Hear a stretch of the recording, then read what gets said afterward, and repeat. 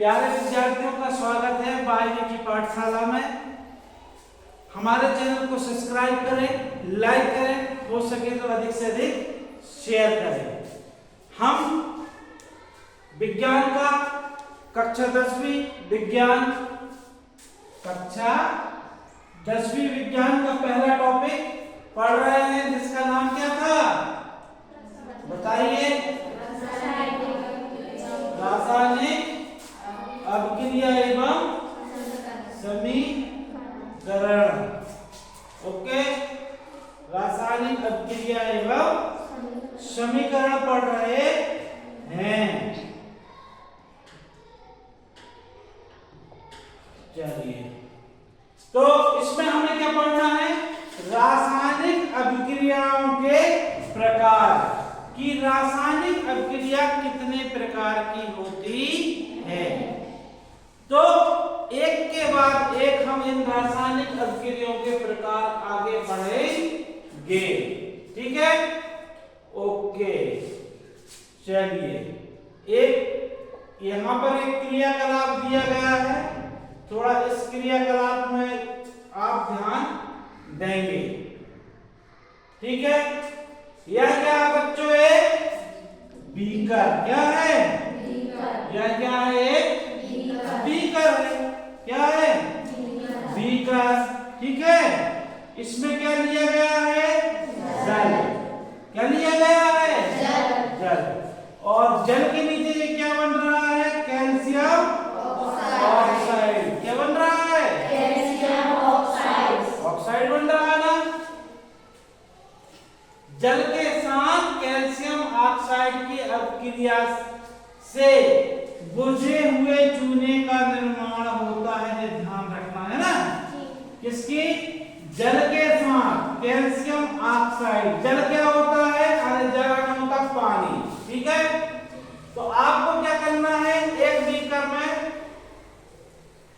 यह जो लिखा है यह तो मैं आपको बता दूंगा, लेकिन आपने अपने घर में प्रयोग पहले से किया होगा। यह नहीं किया है तो आपने देखा जरूर होगा। देखा है ना कैसे? जब हम दिवाली के समय देखते हैं कि हमारे घरों की पुताई होती, क्या होती है? तो बाजार जाते हैं हमारे माता पिता, भाई बहन जो भी जाता है, तो वो क्या खरीद के लाता है? चूना। क्या लाता है? वो क्या होता है? Calcium oxide. क्या होता है? Calcium oxide. फिर घर में लाके हम क्या करते हैं? उस चूने को एक मटके में रख देते हैं, फिर उसके ऊपर क्या डालते हैं? पानी। क्या डालते हैं? पानी डालते हैं ना? ये H2O पानी है। H2O क्या है? पानी। फिर आपने देखा होगा जब पानी डालते हैं तो क्या होता है? बुदबुदाहट के साथ जैसे खोल रहा है ना? और वो चूना हल्का, कई बार तो ऊपर भी वो चढ़ने लगती है, उसकी बूंदें वो चढ़ने लगती है ना? और उसके बाद क्या बन रहा है? बुझा हुआ चूना। क्या बनता है? बुझा हुआ चूना।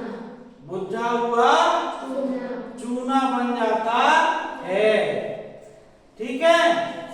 इस अभिक्रिया में कैल्शियम ऑक्साइड किसका नाम है बच्चों?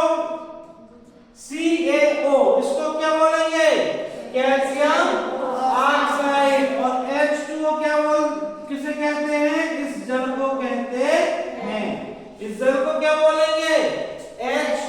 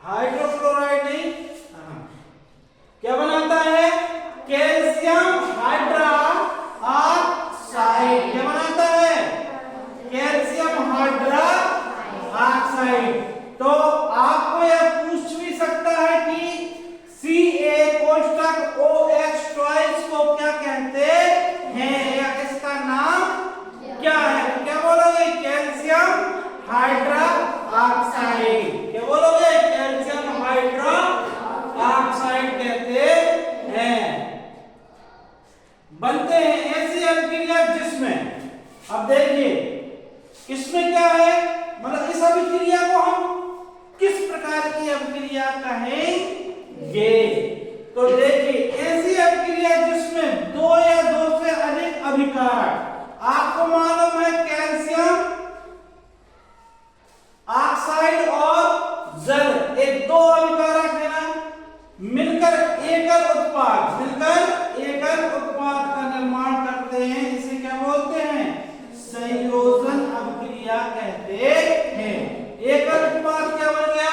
कैल्शियम हाइड्रोक्साइड बन गया, और इस क्रिया में क्या हो रहा है? ऊर्जा निकल रही है। ऊर्जा क्या हो रही है? निकल रही है। इस क्रिया में क्या हो रही है? ऊर्जा निकल रही है। जब आपने अपने घर में देखा था कि मटके में बुलबुले और धुआं, हल्की सी भाप टाइप की चीजें निकलती है ना, तो उसमें उसका तापमान बढ़ जाता है, देखा तो होगा आपने, मतलब ऊष्मा निकल रही है। यह अभिक्रिया कैसी अभिक्रिया है? संयोजन। कैसी है? इसके अलावा हम और क्या बोल सकते हैं? क्या बोल सकते हैं? देखिए इसके अलावा हम क्या बोल सकते हैं? चलिए थोड़ा सा, इसे संयोजन अभिक्रिया कहते हैं। क्या बोलते हैं? संयोजन अभिक्रिया। साथ में इसको आप एक ऊष्माक्षेपी अभिक्रिया भी कह सकते हैं। क्या कह सकते हैं? ऊष्माक्षेपी। क्या बोल सकते हैं? ऊष्माक्षेपी।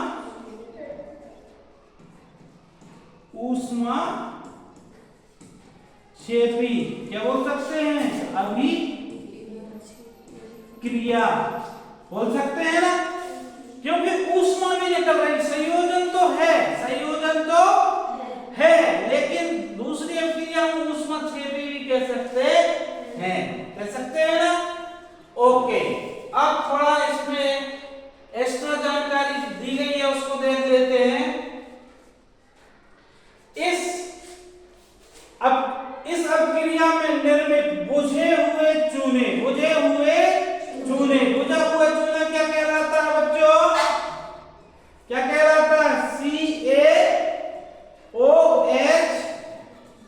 ट्वाइस। बुझा हुआ चूना है ना, है? बुझे हुए चूने का उपयोग कहां करेंगे? दीवारों पर। काय के लिए करते हैं? सफेदी या सफेद करने के लिए किया जाता है, जिसे हम पुताई भी कहते हैं ना, के लिए किया जाता है।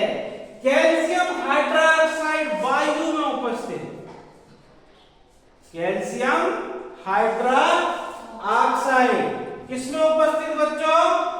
वायु में उपस्थित। ठीक है, वायु में उपस्थित कैल्शियम हाइड्रोक्साइड कौन सा है? Calcium hydroxide. इसका सूत्र क्या होता है? CaOH और यहां ट्वाइस।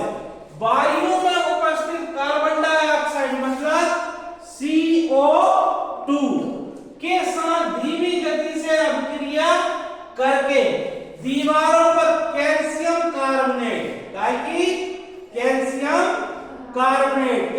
कार्बोनेट मतलब CaCO3 की पतली परत बना देती है। सफेदी करने के 2-3 दिन बाद कैल्शियम कार्बोनेट का निर्माण होता है। कितने दिन बाद होता है कैल्शियम कार्बोनेट का निर्माण? 2-3 दिन बाद होता है। देखिए ये हमारा क्या है? Calcium hydroxide. और जो वायु में जो गैस पाई जाती है ये कौन सी है? ये कार्बन डाइऑक्साइड। कौन सी गैस है? Carbon dioxide. यह गैस है, ठीक है, कार्बन डाइऑक्साइड यह गैस है। ये आपस में मिलती हैं। कब मिलती हैं? जब दीवार में हमने चूने को क्या किए? पोत दिए। क्या किए? चूने को पोत दिए ना। तो अब वायु में मतलब चूना खुला है, दीवार में लगा है तो वो खुला है चूना,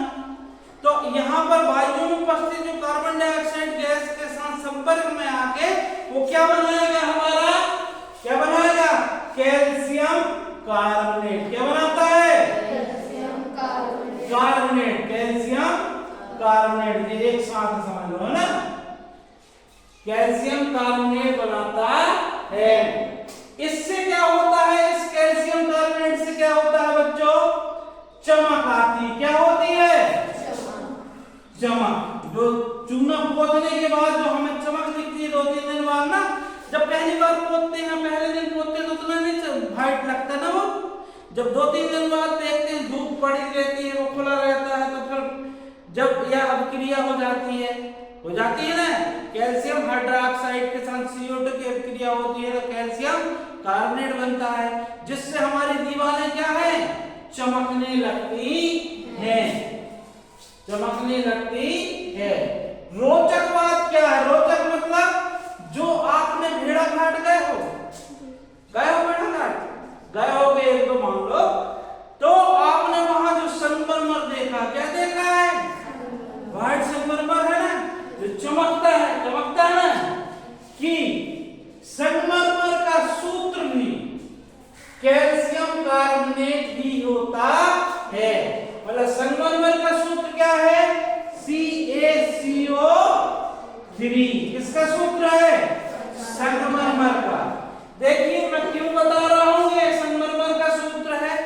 ये क्वेश्चन, इस प्रकार के क्वेश्चन जब आप ऑब्जेक्टिव में आएंगे ना, ऑब्जेक्टिव क्वेश्चन बनते हैं, खालिस्तान वाले बनते हैं, तो यहीं से वो क्वेश्चन बना देते हैं, आपको बनने चाहिए। ठीक है, एक संयोजन अभिक्रिया का देखो, यहां पर एक छोटा सा उदाहरण भी दिया हुआ है, दिया ना, ये देखिए दिया उदाहरण, कोयले का दहन। क्या दिया है, कोयले का दहन। कोयले मतलब, अब कोयला तो सब जानते हो आप लोग, तो या कार्बन भी बोल सकते हो उसको। कोयला जब जलता है तो वो किसकी उपस्थिति में जलता है, ऑक्सीजन की। किसकी उपस्थिति में जलता है बच्चों, ऑक्सीजन की उपस्थिति में जलता है। किसकी उपस्थिति में, ऑक्सीजन की। कोयले का हम क्या करेंगे, दहन करेंगे, तो क्या बनेगा, CO2। क्या बनेगी, CO2। साथ में इसमें भी ऊष्मा निकलती है। तो दो तत्व ये क्या कहलाते हैं, ये अभिकारक के उत्पाद है। तो दो उत्पाद आपस में मिलकर क्या बना रहे हैं, एक सिंगल उत्पाद बना रहे हैं, इसलिए ये संयोजन हुआ। क्या हुआ, संयोजन का मतलब क्या होता है कि दो चीज को मिला के एक बना दो ना, दो विभिन्न चीजों को मिला के एक बना दो। यहाँ पर कार्बन और ऑक्सीजन के मिलने से क्या बन रही है, CO2 गैस बन रही है ना। ओके, चलिए आगे देखते हैं। आप आगे देखिएगा। अब देखिए एक संयोजन अभिक्रिया का एक एग्जांपल यह भी है। क्या है एग्जांपल, जो पानी होता है हमारा H2O, क्या होता है, H2O, मतलब हाइड्रोजन और ऑक्सीजन मिलकर क्या बनाते हैं, H2O। इसमें दो हाइड्रोजन मतलब 2H2 यानी 4 हाइड्रोजन और 2 ऑक्सीजन मिलकर क्या बनाएंगे, 2H2O। तो यहां भी देखो हाइड्रोजन ऑक्सीजन मिलकर पानी बना रहे हैं, H2O बना रहे हैं ना। तो यह भी क्या हुआ, संयोजन हुआ। क्या हुआ, संयोजन हुआ ना, संयोजन।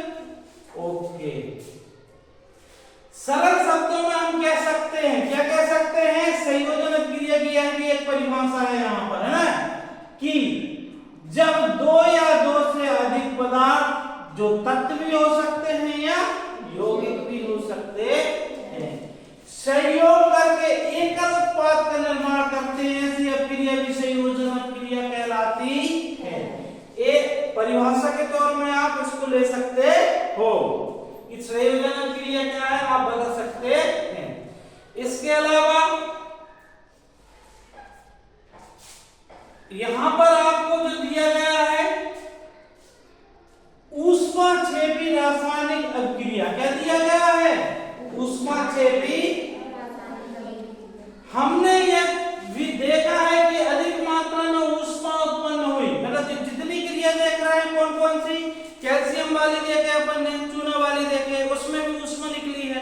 कार्बन को जलाए या कोयले को जलाए तो क्या निकला? ऊष्मा निकला। तो इन अपक्रियाओं को जब हमने देखा तो इनमें क्या हो रहा है कि अधिक मात्रा में ऊष्मा क्या हो रही है, हमारी जो ऊष्मा क्या है निकल रही है या उत्पन्न हो रही है। इससे अपक्रिया मिश्रण गर्म हो जाता है, जिससे अपक्रिया में उत्पाद के निर्माण के साथ साथ ऊष्मा भी उत्पन्न होती है। उन्हें ऊष्माक्षेपी अपक्रिया कहते हैं। मतलब वे रासायनिक अपक्रिया जिसमें अभिकारकों के संयोग होने के बाद कोई उत्पाद तो बनता है, उत्पाद तो बनता है, साथ में क्या हो ऊष्मा भी निकले। ऐसी रासायनिक अपक्रियाओं को क्या बोलते हैं? ऊष्माक्षेपी रासायनिक अपक्रिया कहते हैं। ओके, अगला देखते हैं अपन, आगे देखते हैं क्या।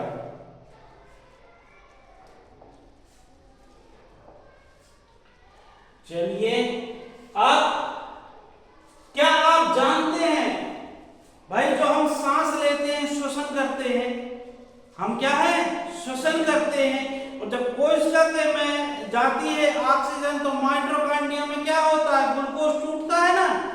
माइटोकॉन्ड्रिया होता हमारे कोशिका के अंदर एक अंग होता है, कोशिका का एक पार्ट होता है, उसमें क्या होता है ग्लूकोज या जो ग्लूकोज होता है या वसा होती है, जो टूट के क्या बनाती है? ऊर्जा या ऊष्मा बनाती है। इसका अनुभव आप ऐसे कर सकते हैं, अब वो ऊष्मा बनती होगी इसलिए उसमें क्या निकलती है? कार्बन डाइऑक्साइड गैस, जो हमारे फेफड़ों तक आती है। कहां तक आती है? और फेफड़ों तक जब आएगी तो देखो आप अपनी नाक के पास उंगली भी लगा सकते हो यहां थोड़ा दूर, और सांस लो और छोड़ के देख सकते हो। तो जब आप सांस छोड़ते हैं तो आपको हल्की सी सांस अपनी गर्म लगती है कि नहीं? लगती है ना, लगती है ना। वो किसके कारण लगती है? जो हमारी कोशिका में ऑक्सीजन के बाद उसमें जो एटीपी का निर्माण हुआ, ग्लूकोज का निर्माण हुआ, और जो कार्बन डाइऑक्साइड बची वो बाहर सांस के द्वारा गर्म होकर, मतलब कुछ उसका टेम्परेचर अधिक रहता है और बाहर निकल जाती है। ओके, हम यह भी जानते हैं कि जीवित रहने के लिए हमें किसकी आवश्यकता है बच्चों? ऊर्जा की। किसकी है? ऊर्जा की आवश्यकता होती है।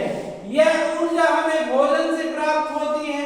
पाचन के समय खाद्य पदार्थ छोटे छोटे टुकड़ों में टूट जाते हैं, जैसे चावल, आलू, ब्रेड कार्बोहाइड्रेट होते हैं। अब चावल, आलू और ब्रेड ये किसके स्रोत हैं? चावल, आलू और ब्रेड कार्बोहाइड्रेट के स्रोत हैं। इन कार्बोहाइड्रेटों के टुकड़े से ग्लूकोज प्राप्त होता है, और कार्बोहाइड्रेट से क्या बनता है? ग्लूकोज। यह ग्लूकोज हमारे शरीर की कोशिकाओं में उपस्थित ऑक्सीजन से मिलकर हमें ऊर्जा प्रदान करता है। इस अपक्रिया का विशेष नाम श्वसन है, जिसका अध्ययन आप कक्षा 6 में जिसका अध्ययन आप अध्याय 6 में करेंगे। किसमें करेंगे? अध्याय 6 आएगा, उसमें इसका और विस्तार से हम पढ़ेंगे। ओके, तो जे ग्लूकोज का सूत्र होता है, किसका होता है? ग्लूकोज का। किसका है? ये क्या है? ग्लूकोज। क्या है? ग्लूकोज। और ये क्या है हमारी? ऑक्सीजन। क्या है? ऑक्सीजन। ये क्या बन गई? ये कार्बन डाइऑक्साइड है, और ये जल है। क्या है? ये जल होता है। और जो हम कंपोस्ट बनाते हैं, क्या बनाते हैं? कंपोस्ट मतलब खाद जो बनाते हैं ना, वर्मी कंपोस्ट वगैरह, वह भी क्या है? एक ऊष्माक्षेपी अपक्रिया है। कौन सी अपक्रिया है? ऊष्माक्षेपी। साग सब्जी का विघटन होकर कंपोस्ट बनना भी ऊष्माक्षेपी अपक्रिया का ही उदाहरण होता है। ओके, इतना समझ में आया। अभी तक हम सिर्फ दो अभिक्रिया पढ़े हैं। पहली संयोजन है। संयोजन अभिक्रिया में हमने देखे कि सह उत्पाद के रूप में ऊष्मा भी निकल रही है। क्या निकल रही है? ऊष्मा। इसलिए जो कुछ संयोजन अभिक्रियाएं ऊष्माक्षेपी भी हो सकती है ना, जिनके उदाहरण कुछ हमने देख चुके हैं। मेथेन का दहन भी हो सकता है, मेथेन का दहन। ओके, आगे देखते हैं।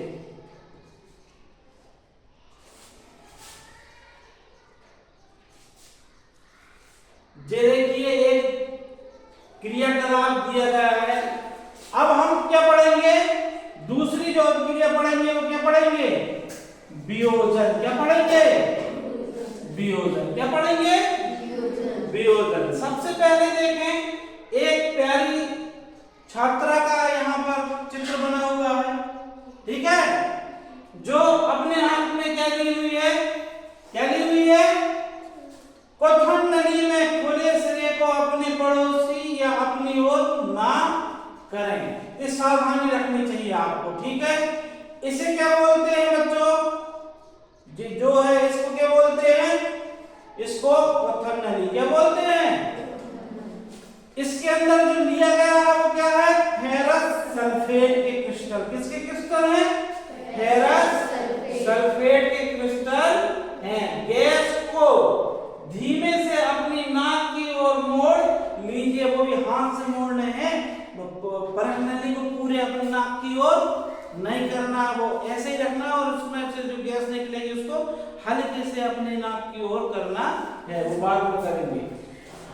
फेरस सल्फेट क्रिस्टल वाली परख नली को गर्म करने तथा गंध सूंघने की सही विधि इस प्रकार से आपको सूंघना है। जब हम इसका प्रयोग भी करेंगे तो आपको इस प्रकार से सूंघना है, ठीक है। ओके, आगे देखते हैं। अब हम कौन सी अभिक्रिया पढ़ने वाले हैं? वियोजन।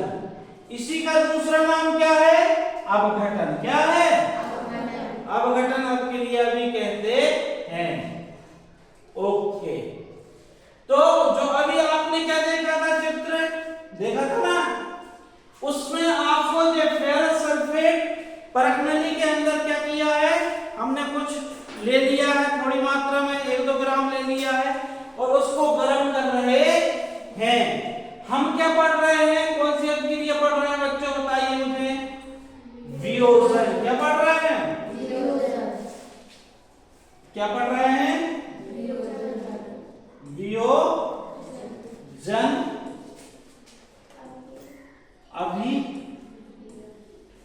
अभिक्रिया। कौन सी पढ़ रहे हैं?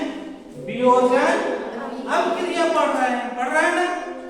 अब देखिए, अब यहाँ पर जो फेरस सल्फेट है, इसे हम इस साइड जो रहते हैं इनको क्या बोलते हैं? क्या बोलते हैं? अभिकारक। क्या बोलेंगे? अभिकारक। इस साइड जो बनते हैं वो क्या होते हैं? उत्पाद होते हैं। क्या होते हैं? उत्पाद होते हैं, ठीक है। अब यहां पर हमारा अभिकारक क्या है बच्चे? फेरस सल्फेट है। क्या है? Fe2SO4, 2FeSO4 है। इसे फेरस सल्फेट, मतलब अभिकारक कितना है यहाँ पर? 1 है। क्या है? अभिकारक कितना है? 1 है ना। 1 अभिकारक जब हमारे पास यहाँ पर कितना है? 1 है। तो हम क्या पढ़ रहे हैं? वियोजन। क्या पढ़ रहे हैं? वियोजन। वियोजन का मतलब क्या होता है? अलग अलग करना। क्या होता है? अलग अलग करना में ना। वियोजन आने अलग अलग कर दो, संयोजन आने एक साथ कर दो, एक बना दो कोई चीज को, और वियोजन आने उसके टुकड़े टुकड़े कर दो। तो फेरस सल्फेट को हम क्या करते हैं? वो परख नली में हमने क्या दिया था? ऊष्मा। क्या दिया था? लैंप था नहीं नीचे, लैंप जला के ऊष्मा दिया तो क्या बन गया?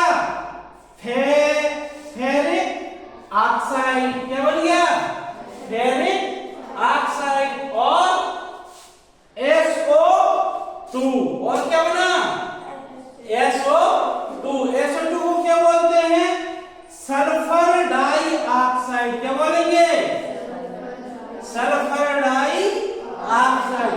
ये आपको पता होना चाहिए, सबको क्या होना चाहिए, पता होना चाहिए कि SO2 के क्या बोलते हैं, सल्फर डाइऑक्साइड। और क्या बनेगा, SO3। क्या बनेगा, इसको क्या बोलेंगे, सल्फर ट्राइऑक्साइड। वो डाइऑक्साइड है SO2, तो 3 वाला ट्राई है, क्या है, ट्राइऑक्साइड बन जाता है। तो फेरस सल्फेट देखो काय में टूट गया, पहले फेरिक ऑक्साइड में, सल्फर डाइऑक्साइड में और सल्फर ट्राइऑक्साइड में टूट गया। तो इसका क्या हो गया, वियोजन। क्या हो गया, वियोजन। अब एक चीज गौर करो, एक चीज गौर की, हमने लैंप जलाए थे। क्या जलाए थे, लैंप जलाए थे ना। यहां देख सकते हो हमने क्या जलाए थे, ये देखिए लैंप जलाए ना, ये जलाए ना, लैंप जलाए ना। तो जैसे ही हमने लैंप जलाया तो ये क्या दे रहा है, हम इसको लैंप के थ्रू क्या दे रहे हैं, क्या दे रहे हैं, ऊष्मा। क्या दे रहे हैं, ऊष्मा दे रहे हैं ना।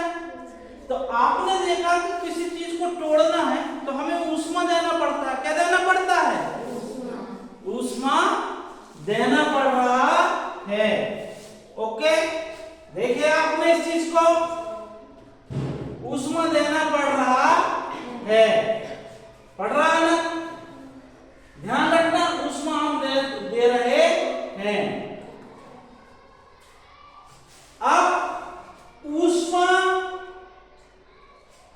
और जो फेरिक ऑक्साइड क्या है, यहां पर इनकी अवस्था दी गई है, देख लो आप हैं। फेरिक ऑक्साइड की अवस्था क्या है, ठोस है। क्या है, S मतलब सॉलिड है, क्या है, और G मतलब गैस, और ये भी गैस में है, मतलब ट्राइऑक्साइड और डाइऑक्साइड, सल्फर ट्राइऑक्साइड और डाइऑक्साइड क्या है, गैस है। और फेरिक ऑक्साइड क्या है हमारा, ठोस है। क्या है, ठोस है। ओके, आगे देखते हैं, यहां देखेंगे थोड़ा सा, इसको समझना है। ऊष्मा देने पर कैल्शियम कार्बोनेट का, कैल्शियम ऑक्साइड में, किसमें, ऊष्मा देने पर कैल्शियम कार्बोनेट, ये क्या है, कैल्शियम कार्बोनेट है ना, का कैल्शियम ऑक्साइड यानी CaO और CO2 गैस निकल जाती है, और कार्बन डाइऑक्साइड गैस में क्या हो जाता है, वियोजन होने का एक प्रमुख वियोजन प्रक्रिया है। मतलब वियोजन हो रहा है ना, होना ना वियोजन भाई। पहले तो ये बना था कैल्शियम कार्बोनेट, इसको ऊष्मा देगा कैल्शियम ऑक्साइड और CO2 बन गई, मतलब ये भी टूट गए ना। तो यह भी एक प्रमुख वियोजन अभिक्रिया है। क्या है, वियोजन अभिक्रिया। इसलिए आपने देखा होगा कि हम पुताई करते हैं तो कुछ दिनों बाद या कुछ महीने बाद हमारी दीवार अपने आप वो सफेदी होने लगती है ना। जब उसमें धूप पड़ती है तो धूप से दीवार में क्या मिलेगी, धूप से दीवार में क्या मिलेगी, ऊष्मा। क्या मिलेगी, ऊष्मा मिलेगी। धूप से दीवार में क्या मिलेगी, ऊष्मा। और उस ऊष्मा के कारण हमारा कैल्शियम कार्बोनेट जो परत बनती है चमकदार, वो टूट के कैल्शियम ऑक्साइड और CO2 के रूप में विखंडित हो जाती है, या टूट जाती है, या वियोजित हो जाती है। तो वियोजन अभिक्रिया का एक बहुत अच्छा उदाहरण है ना। ओके, आप रिलेट कर लो अपने घर की चूने की पुताई से। फिर चूना पोते कुछ दिन बाद वो लोग को साफ दिखने लगा, सफेद दिखने लगा, और 3 महीने 4 महीने बाद देखो वो धीरे धीरे फिर से मठ पैदा होने लगता है, क्योंकि धूप पड़ेगी तो ऊष्मा मिलेगी, ऊष्मा मिलेगी तो कैल्शियम कार्बोनेट क्या हो जाएगा, टूट जाएगा, टूट के क्या बनेगा, कैल्शियम ऑक्साइड बनाएगा। क्या बनाएगा, कैल्शियम ऑक्साइड बनाता है। क्या बनाता है, कैल्शियम ऑक्साइड। ठीक है, ओके। अगला देखते हैं।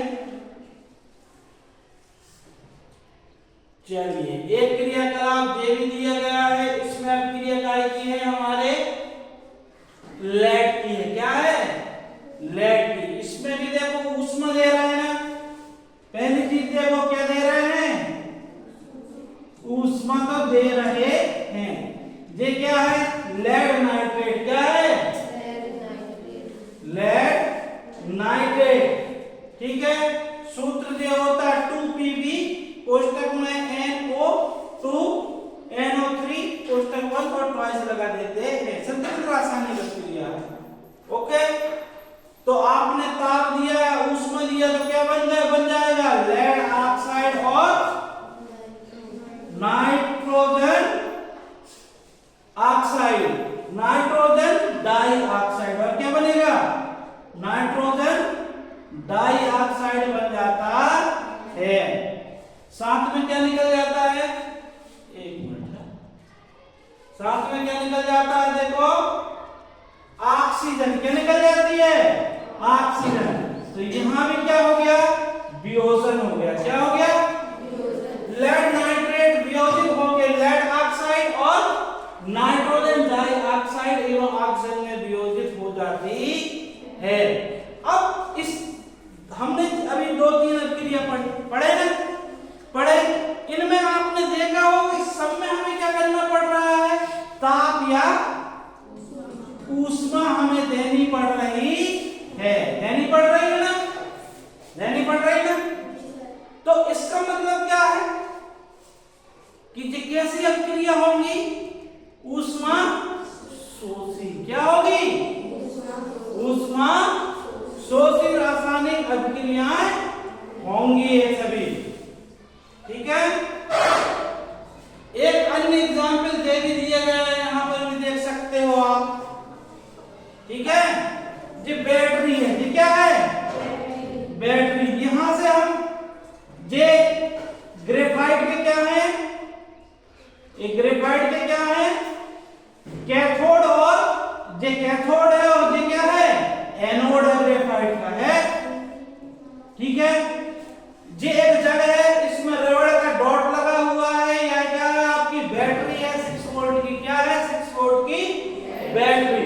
जब बैटरी से कनेक्शन कर देते हो, एनोड जो आपके जो कैथोड और एनोड है, कैथोड और एनोड, इनको पूरे पानी में आपको डुबा देना है और कुछ बूंद सल्फ्यूरिक अम्ल की डाल देना है। सल्फ्यूरिक अम्ल की कुछ बूंद आप डाल सकते हो। ठीक है, ठीक है, कुछ बूंद आप डाल दीजिएगा। और आपको क्या करना है, आगे देखिए क्या होता है।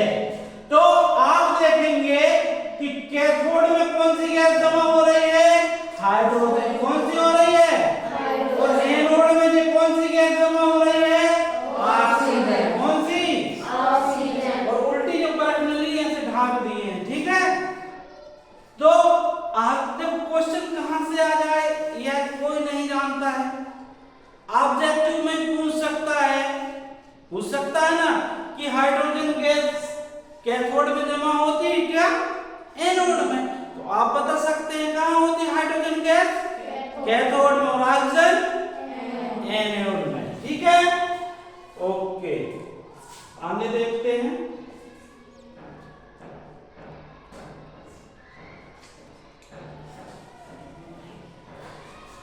चलिए, ठीक है,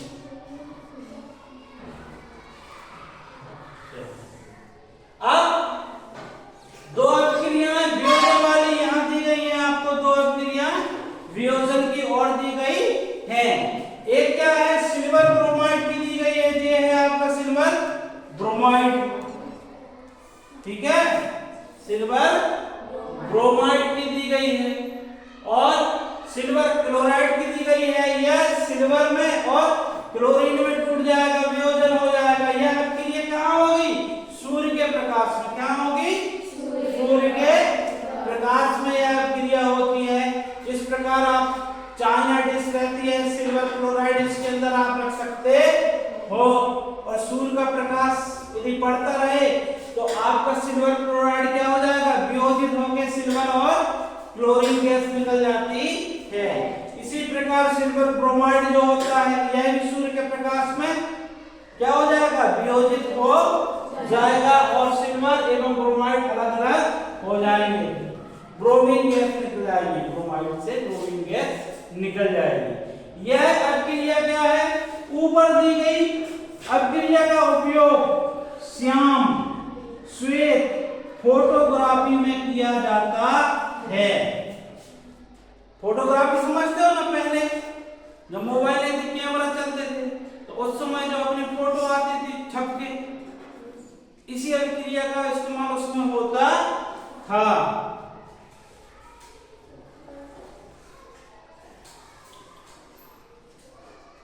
चलिए, तो हमने देखा कि वियोजन अभिक्रिया में अभिकारकों को तोड़ने के लिए ऊष्मा, प्रकाश या विद्युत ऊर्जा की आवश्यकता होती है। जिन अभिक्रिया में ऊष्मा का अवशोषण होता है उन्हें ऊष्मा शोषी अभिक्रिया भी कहते हैं। तो वियोजन अभिक्रिया में आपने देखा कि कहीं हमने ऊष्मा दिए, कहीं ताप दिए, कहीं सूर्य का प्रकाश दिए, कहीं बिजली दी, बैटरी की द्वारा बिजली दी ना, विद्युत दिए, इसके रूप में ऊर्जा दी, ऊष्मा दी।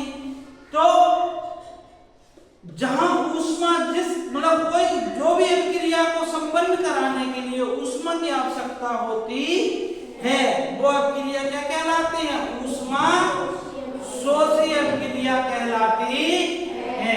तो हमने कितने अभिक्रिया पढ़ लिए? संयोजन और वियोजन। संयोजन के साथ कौन सी पढ़ लिए?